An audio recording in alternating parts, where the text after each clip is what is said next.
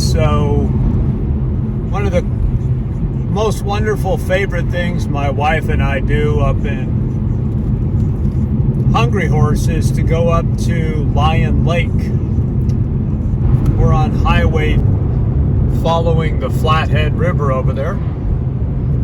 So go past the Hungry Horse Ranger Station, the field office and all that. Go past the Hungry Horse Ranger Station, the field office and all that. Go past the base camp where they stage equipment and man and woman power for massive wildfires in the area. Go past all that. So just as you're leaving Hungry Horse, you take a right turn. So another area real close to here, in fact, the road that we're on, the asphalt one we're going back to, will take you into a place called the Jewel Basin, spelled like, jewelry, Jewel. That's considered the kind of hidden, secret wilderness area for backpacking and camping that's practically adjacent. Actually, in many cases it is. It follows the same border as Glacier National Park, but you don't have the entrance fees, you don't have the traffic, you don't have the hysterics. You also have no gift shops, no bathrooms, no conveniences or comforts of any kind. But if that's something you're open to, the Jewel Basin is epic. My wife's been in there many times. I've been in a couple. And here we are, the south entrance to the Lion. And here we are, the south. And here we are, this. Don't do all the work, hon. Let me do some.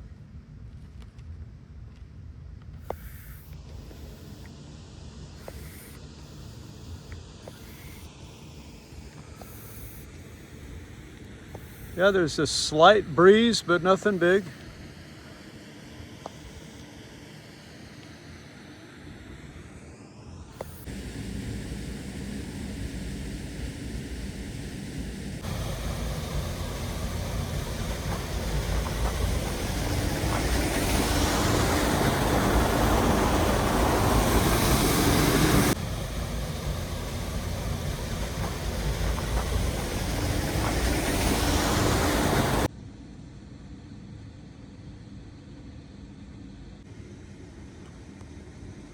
Hungry Horse Reservoir Recreation Area.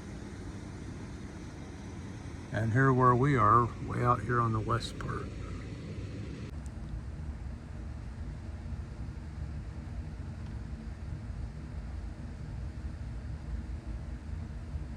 I don't know whether he's fly fishing or lassoing a fish.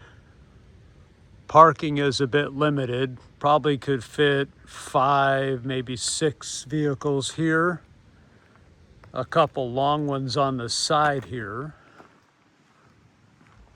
And then if you go back here, there's another half dozen or so spots to park. Yeah, if you come back down the road, there's another 8 or 9 spots. Lots of picnic tables around here. Check it out. They're all like on hills, so they all have good views.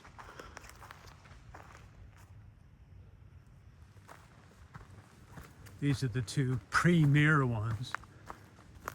And if you're real careful and there's not a burn ban going on, which there can be in the summer, you got campfire. Real big, solid. There's even more there closer to the water. And of course, you can walk right down to the lake from the picnic tables.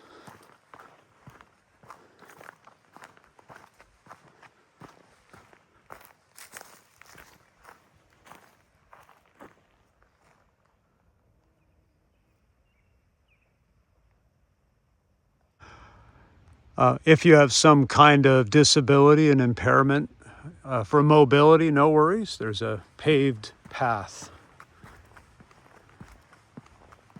It's paved up to the picnic areas. I don't mean to say it will take you right into the water, but you get pretty close. So right out of the big curvy parking lot, you have the walking trail. It's called Lion Lake Trail number 611. 611 for reference. No motorized vehicles. Yes, you can encounter bears here, even though this is a kind of a small loop trail that goes all the way around the lake, and it's close to the highway, relatively close to civilization. That means absolutely nothing to the bears. So carry your bear spray, or at least sing really loud, bang things, have bear bells. I think nowadays the recommendation is always going to be bear spray.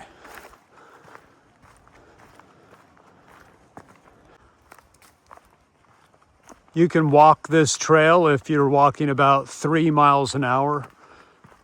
I would say in 45 minutes, maybe a little less. Often see people with cross-training shoes on jogging around.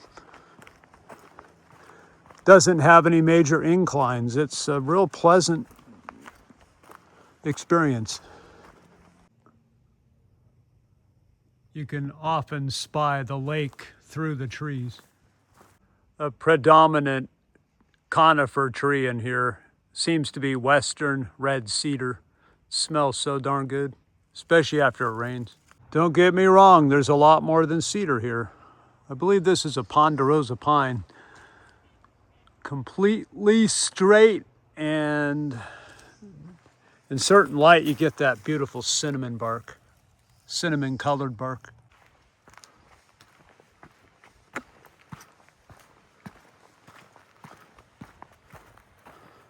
One thing Montana does well, rocks, lots of them.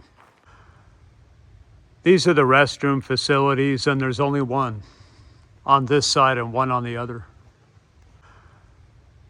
These are the restroom facilities, and there's only one on this side and one on the other.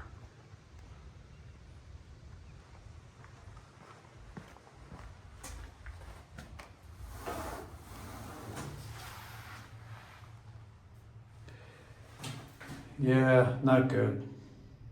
People. So as you're leaving Lion Lake, if you go left, you go east to the Hungry Horse Dam. Definitely worth the quick visit. You could linger there a good hour, I'd say. They have a really cool visitor center with great bathrooms. Lots of good historical monuments, historical exhibits when the visitor center's open. And the views of the water down below the reservoir are epic. It's 550 feet tall, something like that. And you can see a lot of the local mountain ranges in the distance. So it's got a lot to offer when you get up there. It's damn nice.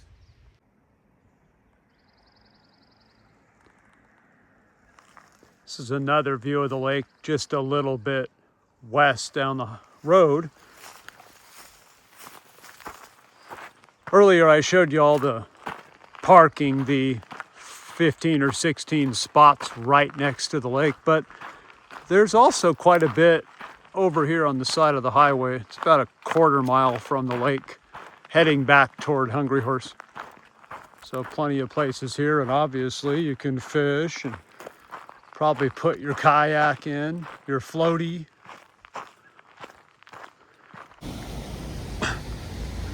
Ahoy, you're back.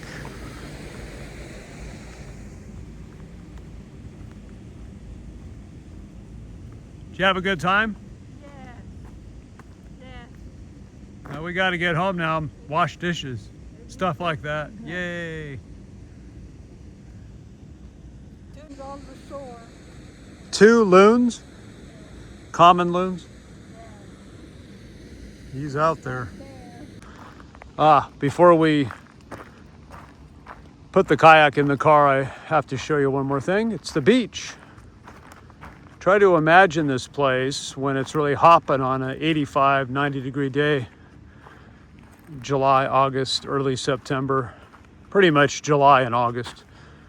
There can be, I don't know, 100 people here and then another 50 on the other side. So, of course, pick the time of day you like best.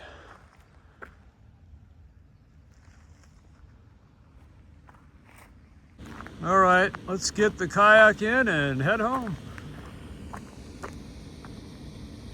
One last picture, huh? So as you're leaving the south boat fishing access part of Lion Lake, you take a right.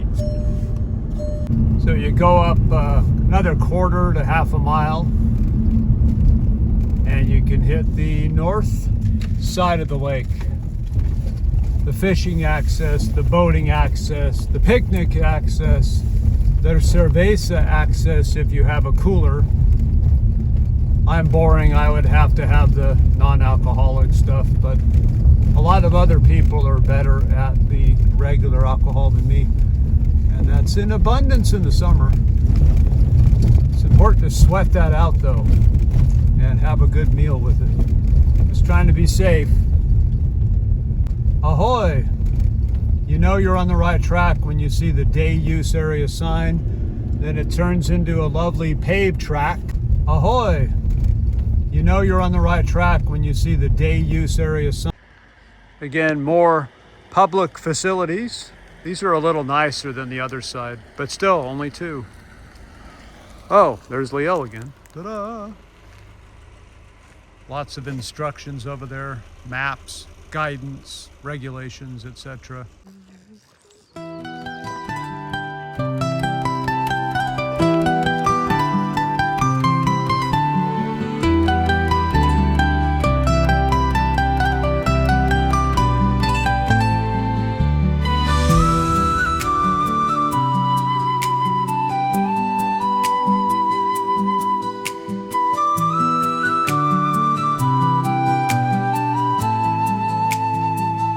Saw a dandelion in the middle of the water.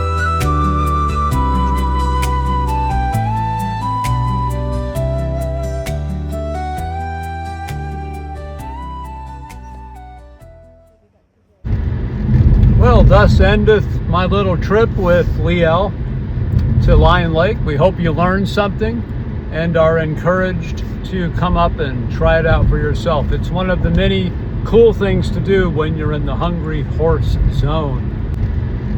Well, thus endeth my little trip with Liel to Lion Lake. We hope you learned something and are encouraged to come up and try it out for yourself. It's one of the many cool things to do when you're in the Hungry